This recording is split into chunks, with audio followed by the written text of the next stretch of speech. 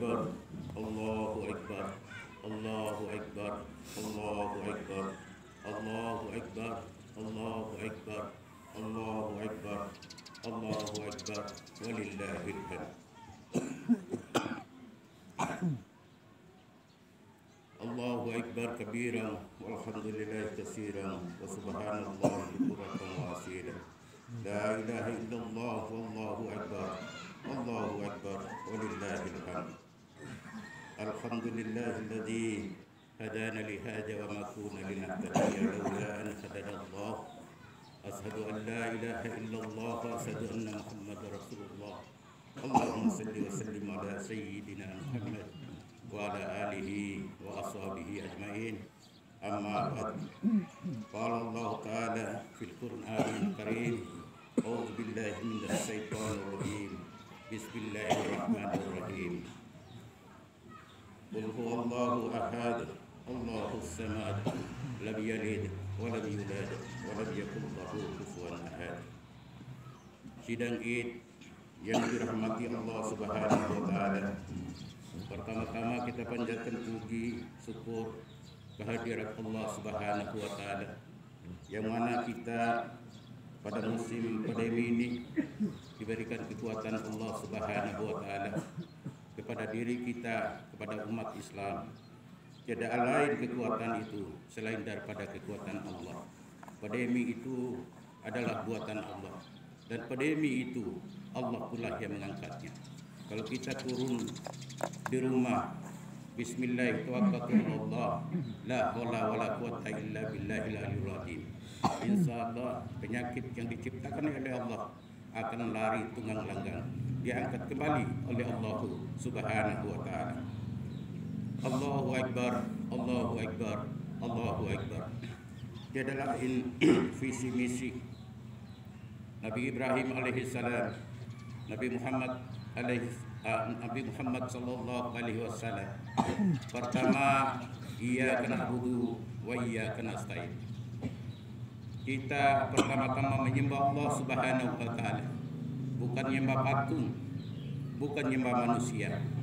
Jin diciptakan Allah Subhanahu wa taala sebelum manusia. Dia ingkar janji karena dia tidak iyyaka na'budu wa iyyaka nasta'in.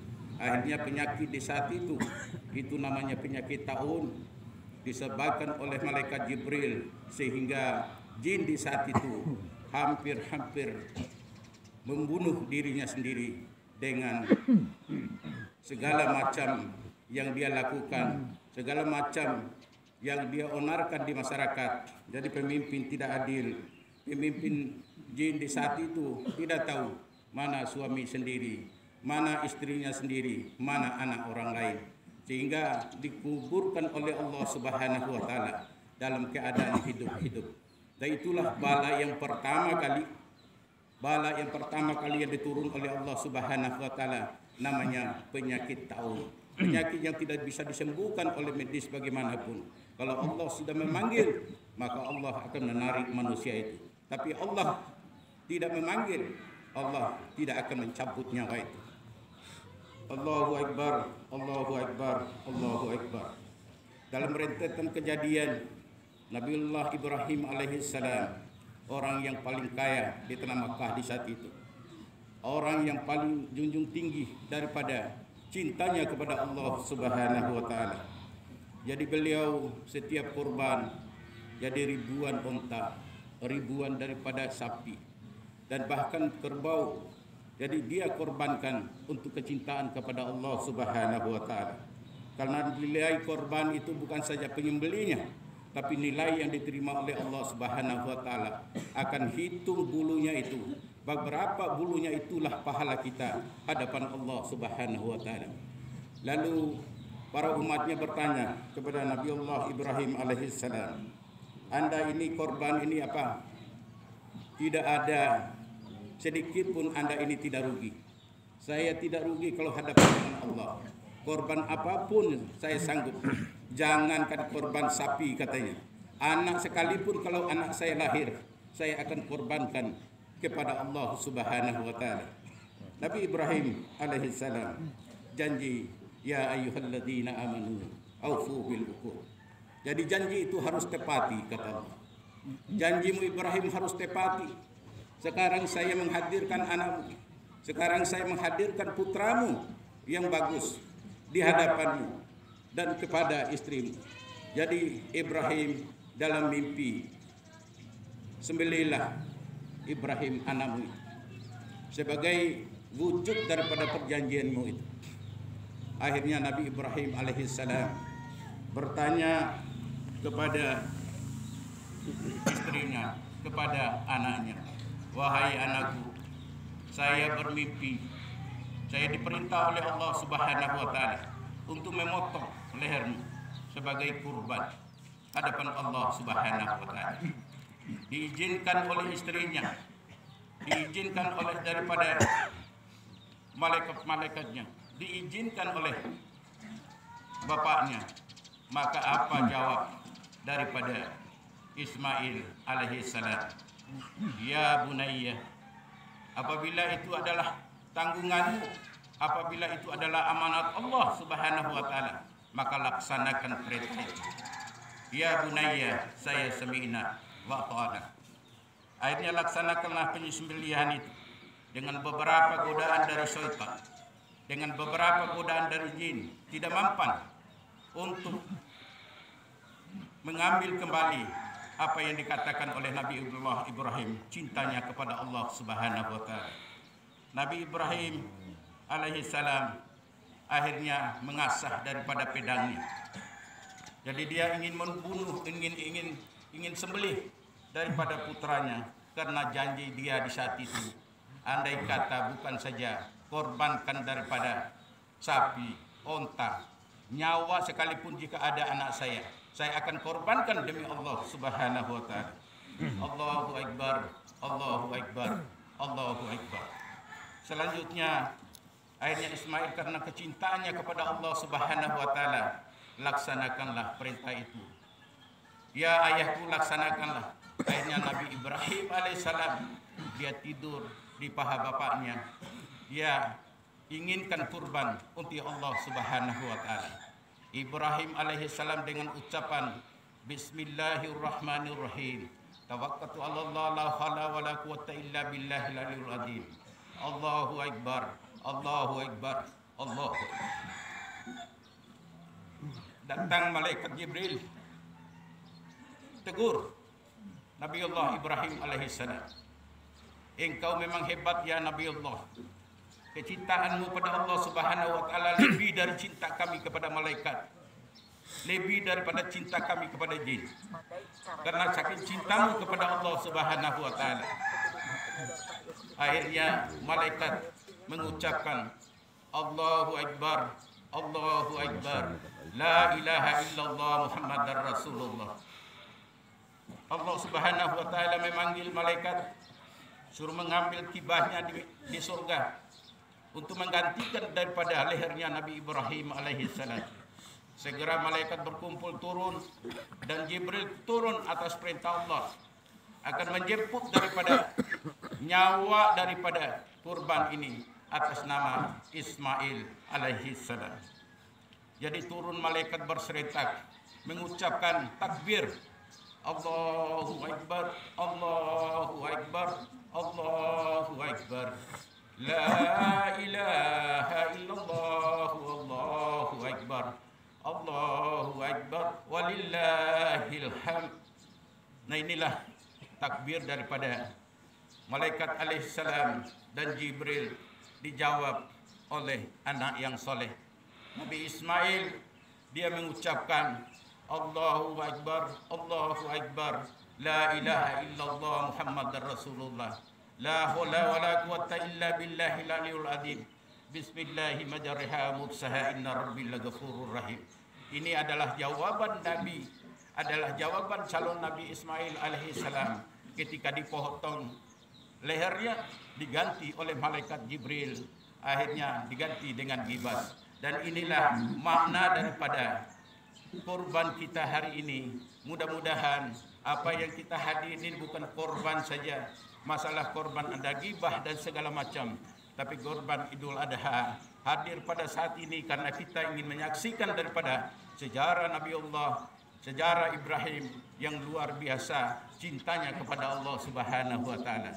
Jadi yang hadir pada hari ini Idul Adha, Allah Subhanahu wa taala akan mencatatmu, akan amalmu akan dicatat oleh Allah Subhanahu wa taala di Yaumul Mahfur. Mudah-mudahan kita yang hadir semua ini dicintai oleh Allah Subhanahu wa taala, mendapat petunjuk oleh Allah Subhanahu wa taala.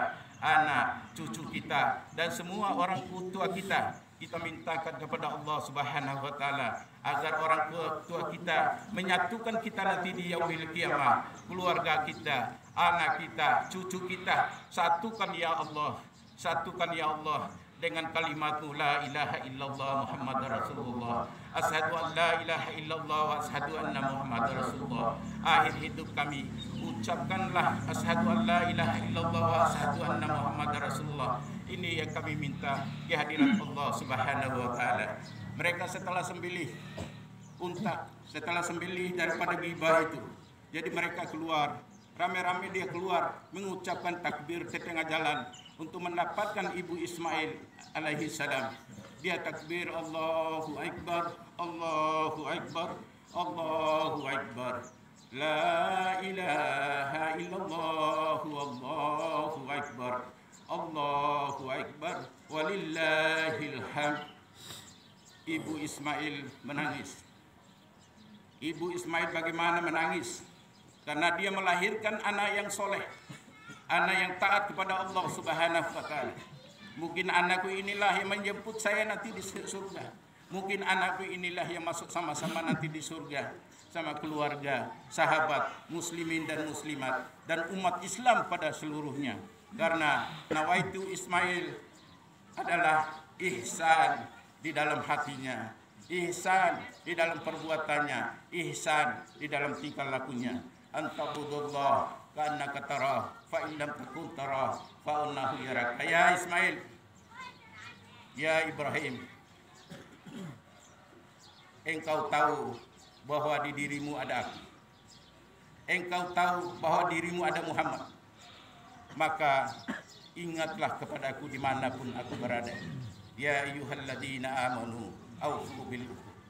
Jadi ingat kita, karena bagaimanapun ingat orang tua kita, bagaimanapun ingat daripada ibu kita. Kita mampu enggak untuk sholat, mampu enggak berbuat baik untuk nanti di yaumil qiyamah bersama-sama dengan ibu bapa kita masuk ke surga, masuk ke surganya Allah Subhanahu wa taala.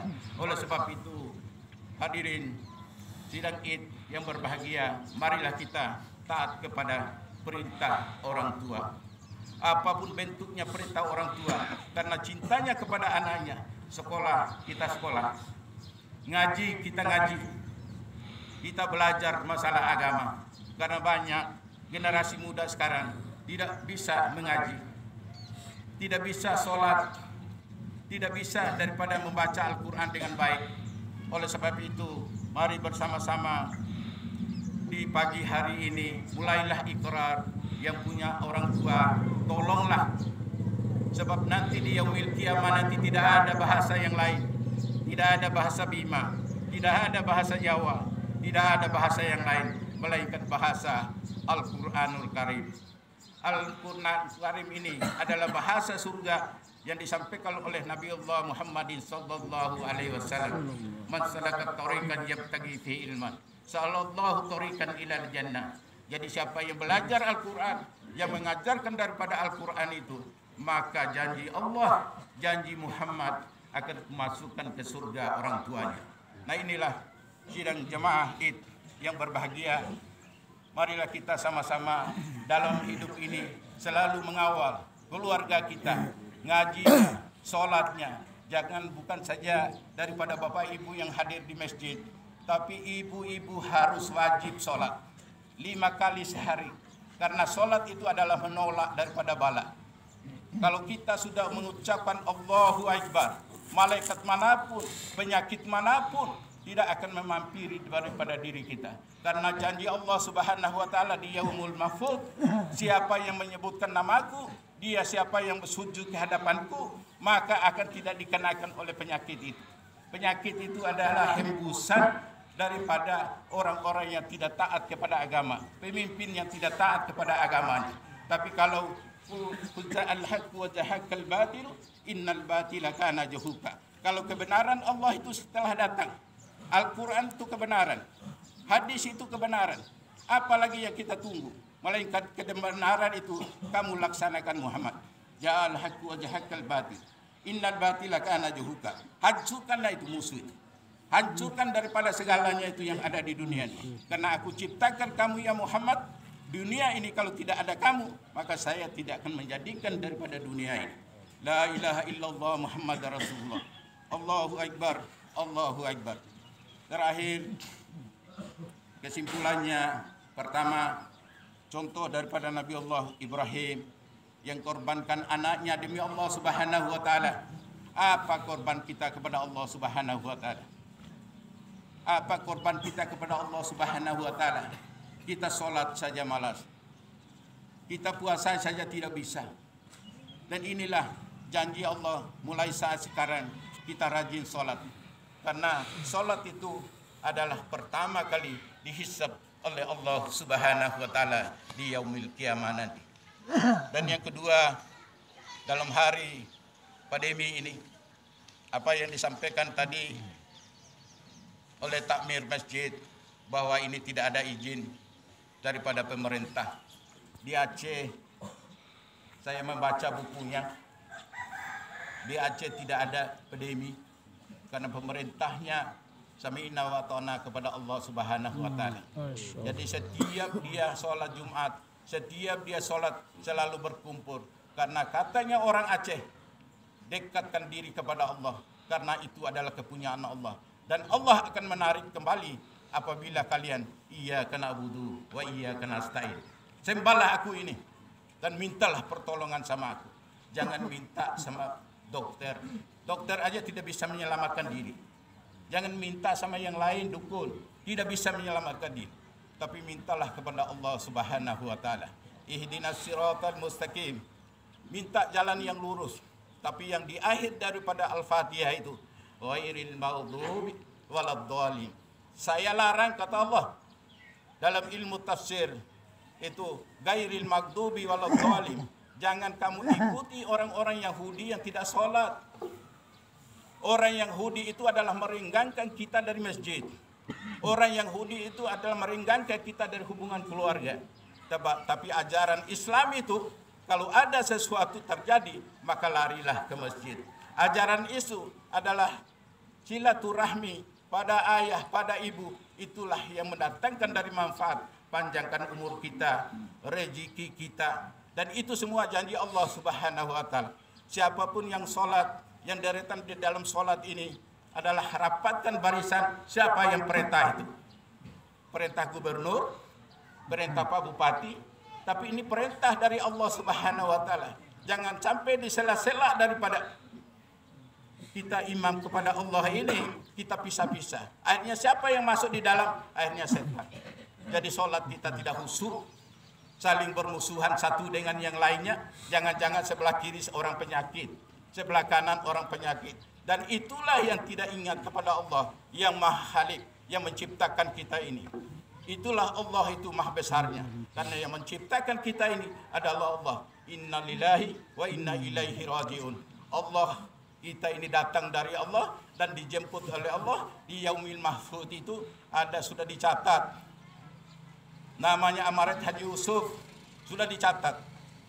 Ya kan? Jodohnya sudah, umurnya sudah, rezekinya sudah, ajal di mana dia? Itu sudah ditargetkan oleh Allah Subhanahu wa taala. Bukan manusia yang mencabut nyawa, tapi dikatakan dalam hadis itu, utuhuru satrul iman.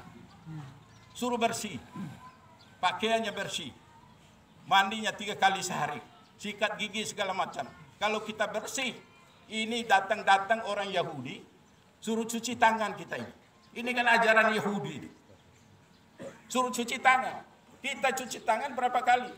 3 kali sehari kita makan, cuci tangan. Sholat 5 kali sehari kita cuci tangan. Mana penyakit itu?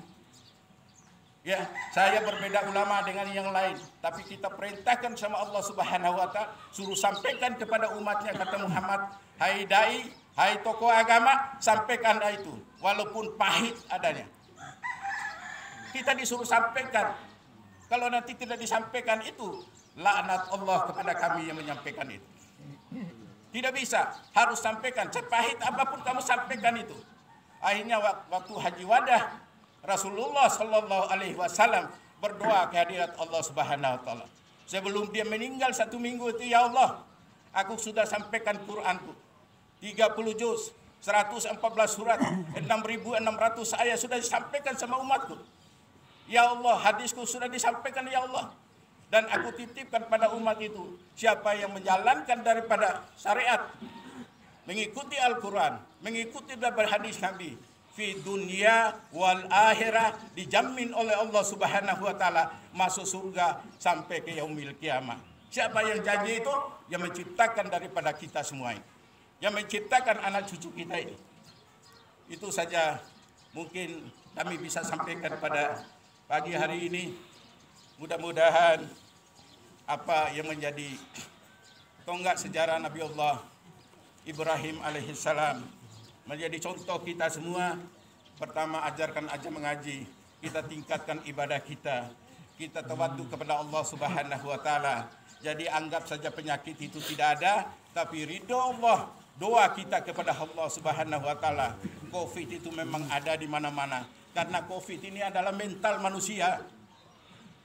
Kalau mental manusia di Jawa itu, anak saya semua di Jawa, dikurung di rumah, tidak bisa kemana-mana. Bagaimana kehidupan sehari-hari mencari makannya? Sedangkan janji Allah kalau keluar rumah itu, baca Bismillahirrahmanirrahim. Tawakkaltu 'ala Allah, la haula wala quwata illa billahil aliyil azim. Bismillahirrahmanirrahim. Mazriha wa mursaha inna rabbi laghafurur rahim. Dan ini beri keselamatan ya Allah, hanya pasrah kepadamu ya Allah. Di dunia dan di akhirat, darat dan di laut sudah diberi contoh oleh Nabi Allah Muhammadin sallallahu alaihi wasallam. Mari kita kuatkan iman kita, kuatkan Islam kita, kuatkan ihsan kita. Allah memantau segala perbuatan kita, walaupun semut di dalam lubang bagaimanapun. Wa may ya'mal mithqala dzarratin khairan yarah wa may ya'mal mithqala dzarratin syarran yarah. Ikhtiar manusia tetap diterima oleh Allah Subhanahu Wa Taala. Barakallahu li wa lakum fil Qur'anil azim wa nafa'ani wa iyyakum fi minal ayati wal dzikril hakim wa taqabbal minni tilawatahu innahu huwal ghafurur rahim.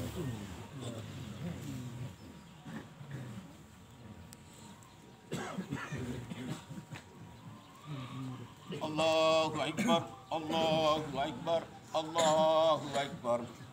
La ilaha illallah, wallahu akbar, Allahu akbar, walillahil hamd.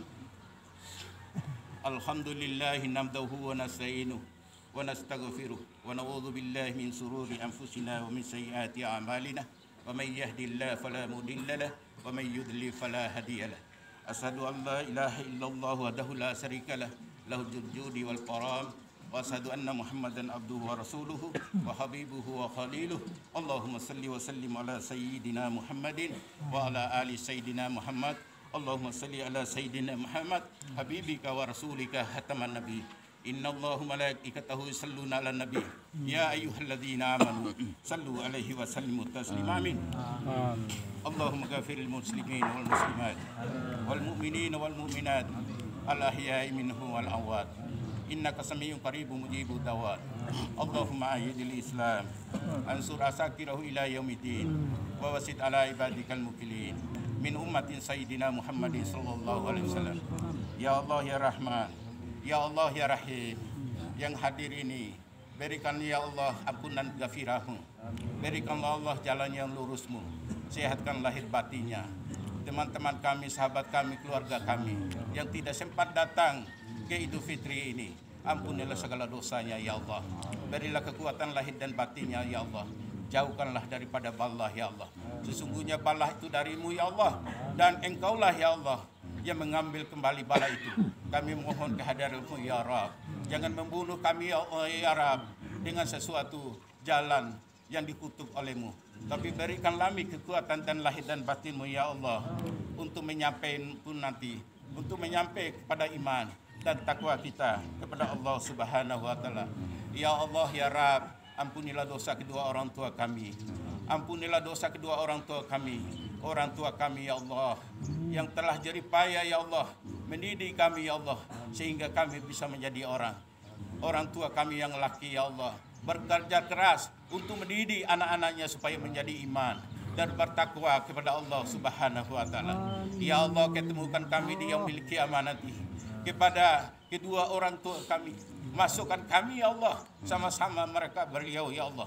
Masukkan kami, ya Allah, kepada kedua orang tua kami, ya Allah, karena mereka, jasa mereka, yang kehidupan mereka tidak sanggup kami untuk membalasnya, ya Allah. La ilaha illa anta subhanaka inni kuntu minadh dhalimin. Allahumma rabbana zalamna anfusana wa illam taghfir lana wa tarhamna lanakunanna minal khasirin. Allahumma rabbana atina fid dunya hasanah wa fil akhirati hasanah wa qina adzabannar. Wa sallallahu ala sayyidina Muhammad walhamdulillah.